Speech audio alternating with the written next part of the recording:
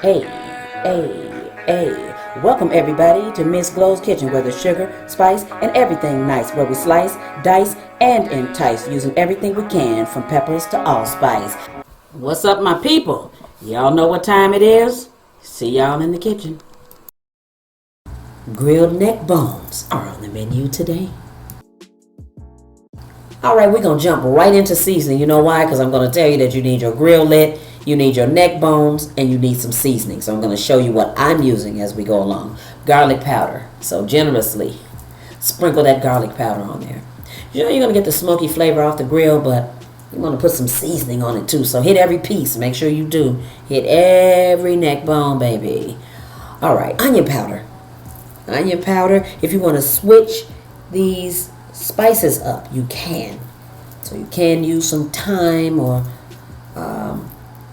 you can use some different stuff, whatever you might have that you think of you want to experiment with, perhaps. So slap your mama seasoning. You can use Tony Chachere's Creole seasoning. Slap your mama seasoning, or you can just use a regular seasoned salt. So that's fine. So if you don't have any of these, then a regular seasoned salt is going to work. We just want to make sure it's packed full of flavor. As we already know by going on the grill, it's it's about to be off the chain. It's on. I'm just saying. Okay. All right, here might be a little controversy, but not for me. MSG or accent, whichever one you want to use. If you don't like it, you've heard the stories, you don't feel it's good for you, leave it out, omit it. You won't miss it. If you don't like it, you definitely won't miss it. So that's just me. All right, smoked paprika.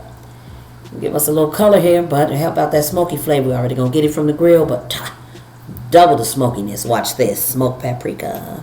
If you have regular paprika, you can use that too, though. Just add a little color to your neck bones. Just make them look really beautiful. All right, so you'll find that out. My messy kitchen. Anytime I'm barbecuing, my kitchen is always messy. So that bag in the bag, I'll tell you, that's for me tying up all my little meat packages and stuff, because I like to keep the area clean when I'm needing to cook like this. Alright, so as I was saying anyway, just make sure you hit every piece of meat on here, because the reason why is we're gonna take them and toss them, and that's how we're gonna get seasoning all over the entire thing. So I got it like on the top layer right now, so that's what that bowl is for. So see, we're gonna rub it both sides. We're gonna get our extra seasoning off the paper right here, but we just want to make sure. So this is my way of not over seasoning, since it's already going on the grill. So that's why I didn't flip them over and season them, because I'm going to take it, and you see what I'm doing. I'm getting that seasoning off the paper, or just rubbing all of these together, and then that just rubs the seasoning over the entire neck bone. So it'll give you that flavor. Because you know when you're sprinkling, you always sprinkle all around it, so it's always seasoning left for the bottom. And so this ensures that we especially don't over salt it. So I want to make certain of that, because once it's over salted, you can forget it. There's no fixing it. It's going to be nasty, and that's that. All right. So you can see I use wax paper on the countertop, and the reason why I did that is for easy cleanup. Easy cleanup. See? All I got to do is roll it up. Boom. It's clean. How about that? So these barbecue days, when I'm doing more than one meat too, I just try to do as easy as clean up as I can. So now you see I'm tossing them real good. I'm trying to distribute that seasoning all over all of them. So take a look, because you know you want to season all sides of your meat. You don't want to end up with one side seasoned and the other side not seasoned. So I want to make sure. So that little toss at the end, I rubbed it on the wax paper as you saw, but then this little toss, at the end right here ensures that seasoning goes where I need it. This is olive oil. I'll tell you why I'm putting the olive oil on here.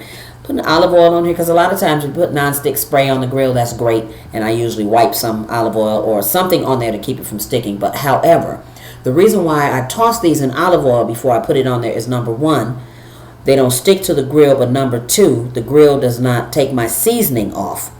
So my seasoning ends up staying on my meat if I coat it in olive oil. So that's my reasoning behind that. So if you want to use the olive oil, you can. If you don't want to, then you don't have to. Just make sure you put something on your grill grates that ensures that your seasoning and your meat don't stick to the grill. So that's just a little tip from me, the olive oil one. So I actually use that for chicken and some other things too. Because sometimes you'll lift your meat up and you'll find out that your seasoning stuck to the grill, came off your meat. And so you don't want to do that. So you just want to make sure. Alright, so at this point, this is done. I'm going to take it out to the grill, and that's where you're going to see me next, outside on the grill. Alright, so we're on the grill. You can see I've been on here for some time. Not too long because the grill is really hot. So you'll see that some of these are still kind of reddish looking. So you know that they've cooked a little bit on here, but just not a whole lot. So what you want to do with neck bones is, I can't even particularly give you a particular time that this is going to stay on here. So what you want to do with these neck bones is you want to keep turning them. Keep turning them. The reason why I keep turning them, because I don't want them to burn. So you want to close the lid for a while. You can spray some seasoned water or something else on it. So it would really be up to you, but you want to keep turning them for sure. Alright, so what I also want to say right here is, when your neck bones, they really start cooking, or they really start getting brown, you want to put them on the top. Now, still on the top right there is on direct heat. So this is a tough piece of meat. So what you want to do is, ideally, when you do this, you want to move this off to the side on indirect heat, but you want to use a beer, maybe an apple juice, or take some water and put some seasonings in it. But you want to keep these hydrated, and that's what's going to get them tender. So don't forget what I said. Move it off direct heat as soon as you get them as caramelized as you want, and keep them hydrated. This is what they look like when they're done. How about that? This is the neck bones all finished. These are beautifully done. Came out extremely tender. So I'm telling you, try this. If you like neck bones, try them on the grill. You will love them even more.